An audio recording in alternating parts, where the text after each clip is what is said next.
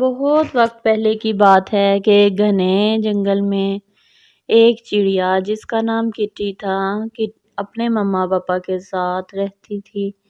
وہ ایک سرکاری اسکول میں پڑھتی تھی۔ اس کو پڑھنے کا بہت شوق تھا۔ وہ ہمیشہ سے ایک ڈاکٹر بننا چاہتی تھی۔ وہ جب بھی کسی ڈاکٹر کو دیکھتی تو اپنی ماں سے ہمیشہ کہتی، میں بڑی ہو کر ڈاکٹر بنوں گی۔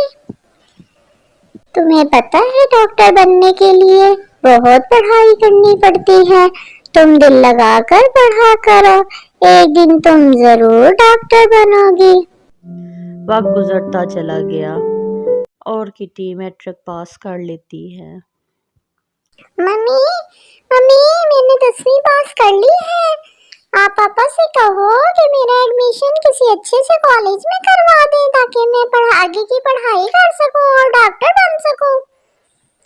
شام کے وقت جب کٹی کے پاپا کام سے واپس آتے ہیں تو اس کی مما ان سے کہتی ہے، اجی سنتے ہیں ہماری بیٹی کٹی نے 10ویں پاس کر لی ہے۔ اب وہ کالج میں پڑھنا چاہتی ہے۔ سنا ہے کالج کی پڑھائی بہت زیادہ پیسے خرچ کرتے ہیں۔ کہاں سے لاؤ گے اتنے سارے پیسے؟ دن بھر محنت کر کے اتنی ہی کما پاتے ہو جس سے گھر کی دال روٹی چل سکے۔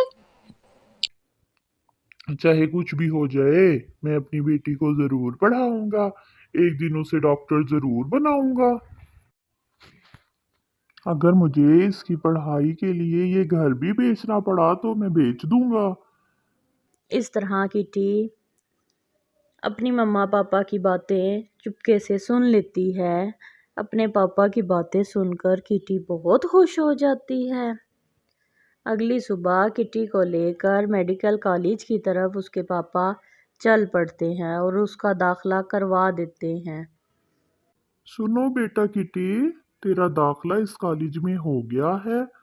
اب تم دل لگا کر پڑھنا اور ایک دن ڈاکٹر بن کر اپنے غریب پنچھیوں کی مدد کرنا۔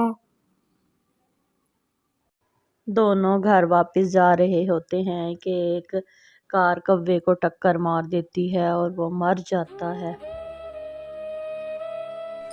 پاپا یہ کیا ہو گیا؟ اب میں ماں کو کیا منہ دکھاؤں گی؟ ہم آپ کے بغیر کیسے رہیں گے؟ لیکن ہونی کو کون ٹال سکتا ہے۔ آہستہ آہستہ وقت گزرنے لگتا ہے اور گھر میں پیسوں کی تنگی ہونے لگتی ہے۔ کٹی بیٹا، تمہارے پاپا تو رہے نہیں، اب گھر چلانا بہت مشکل ہو رہا ہے۔ ایسا لگتا ہے کہ مجھے گھر چلانے کے لیے دوسروں کے گھروں میں کام کرنا پڑے گا۔ نہیں مما، نہیں ایسے نہ کہیں، تمہاری طبیعت تو پہلے ہی ٹھیک نہیں رہتی، تم دوسروں کے گھروں میں کیسے کام کرو گی؟ ہمارے ساتھ یہ کیا ہو گیا؟ اگر یہ پاپا ہوتے تو ایسے دن ہمیں نہ دیکھنے پڑتے۔ مما، آپ کو کہیں جانے کی ضرورت نہیں ہے، میں کل ہی جاب کے لیے اپلائی کر دوں گی۔ نہیں بیٹا، اگر تم جاب کرو گی تو پڑھو گی کیسے اور اپنے پاپا کا خواب کیسے پورا کرو گی؟ وہ تو تمہیں ایک ڈاکٹر بنا دیکھنا چاہتے تھے۔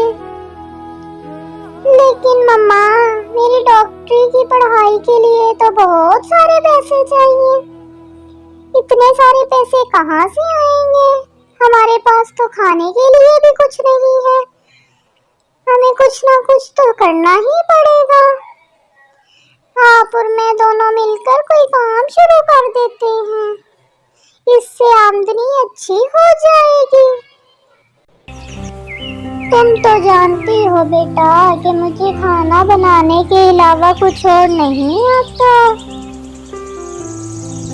ٹھیک ہے مما، کل سے ہم دال روٹی بیچنا شروع کر دیں گے۔